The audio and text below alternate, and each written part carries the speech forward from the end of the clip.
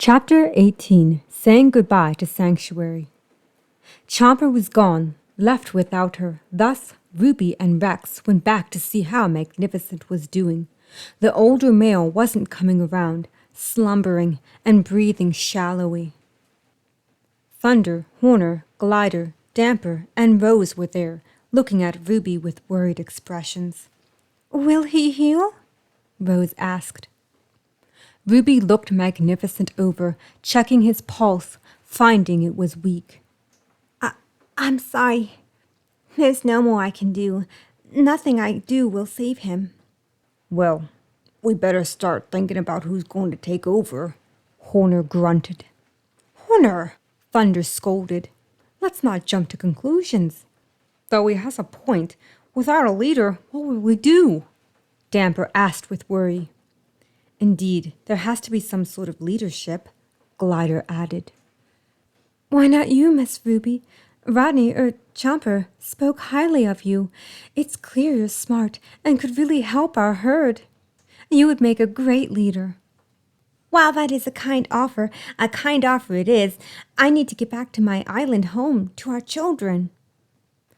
"They would be welcomed here, along with your Sharptooth friends," Thunder suggested. "If anything, you should all be the leader. The Sanctuary Guard, a team of different Leaf Eaters who defend Sanctuary and those within it."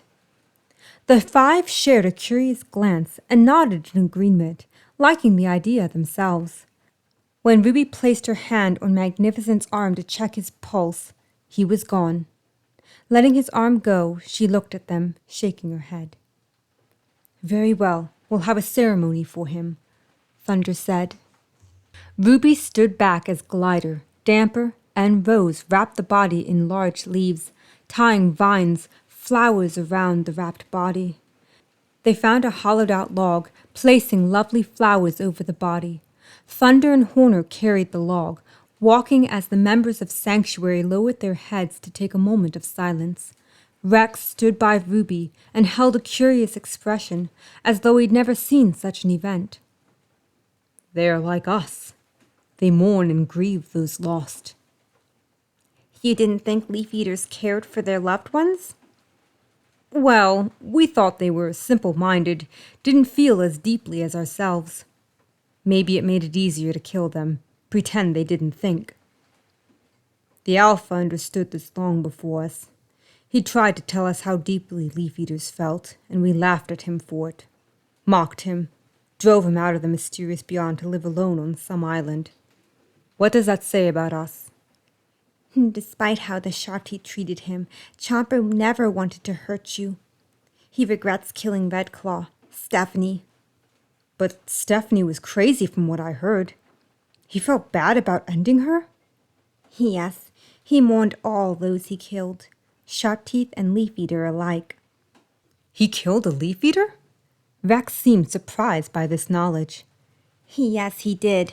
Those who couldn't be healed, those who wished for death, and he gave them that." "He really was something different." "Yes, and I loved him." Ruby watched Thunder and Horner lay Magnificent's wrapped body in a hollow under a tree. The herd of Sanctuary gathered around, each placing a flower or a leaf atop the body. Once all visited the body, Thunder and Horner pushed earth over the grave, the herd dispersing to graze. Thunder went to Ruby. So, when will you leave?" "Today, I need to get home to my young." "Words can't express how grateful we are to you and Chomper for taking Nikki down." Rose went and hugged Ruby, saying the last part softly. "You're lucky to have such a handsome fast runner for a mate." "Rose, how nice." "Where did the Sharptooth go? I could fly around and help you find him."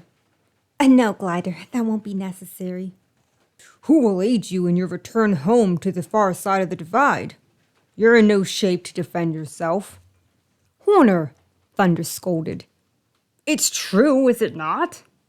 "You could always stay here till you recover," Damper put in. Rex stood close by, and while he couldn't understand what the Leaf Eaters were saying, he understood enough that Ruby was injured and might need help.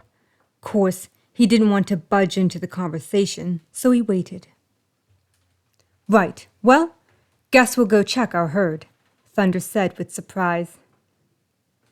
Our rule will be fair and less cruel than Nicky, Damper added joyfully.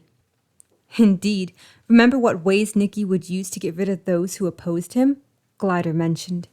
Yeah, Horner grunted. He would ask the traitor to join us on a hunting trip. Do exactly what he did to you, Ruby, though none ever returned to the sanctuary, were killed. Come now, we must not dwell on the past, but look to a bright future, Rose assured. Ruby smiled and thought about Rose's words, looking at Rex. Rex, where will you go after this? Well, Miss Alpha, I intend to keep you safe, at least till you reunite with your family, Rex replied. Very well, let's get ready to go. Ruby hugged Thunder, who smiled. Then there was Horner, who acted like he hated the affectionate gesture, though deep down, liked it. Damper bent down and embraced Ruby before she even said goodbye, hearing him cry. Glider only shook Ruby's hand that reached out from between Damper's arms.